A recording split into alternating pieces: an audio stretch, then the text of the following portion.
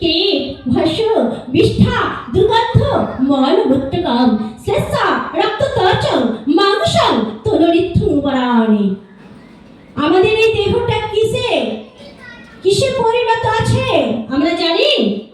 আসুন আমরা আজকেই জানবো। আমাদের এই দেহটা না কৃমি কীট আর ছাই ভস্যে পরিণত। এখনই বলবেন কেন মা এই কথা বললে, তাই তো? সবাই ঝিমিয়ে গেলে হবে না। জয় জয় রাধে। তবে আমি এলে রাধা রানীর নাম করতে হবে। আমাদের দেহটা কৃমি কীট ভস্য বিষ্ঠায় পরিণত। কেন বললাম?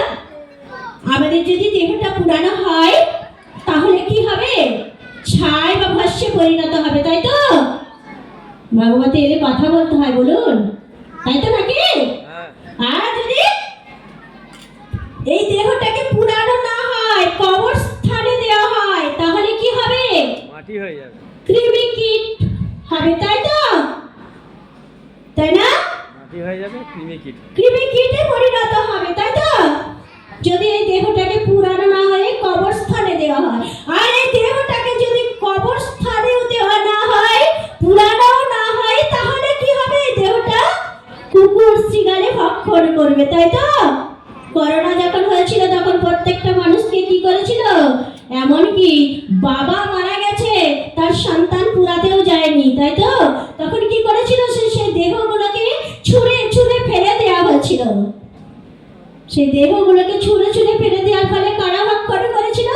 কুকুর শৃগালে ভক্ষণ করেছিল। তাহলে কুকুর শৃগালে ভক্ষণ করলে কি হবে? এই দেহটা কুকুর শৃগালের বিষ্ঠায় পরিণত হবে। তাই আমি এই কথা বললাম, কৃমি কীট ভস্য বিষ্ঠা দুর্গন্ধ মলমূত্রকম।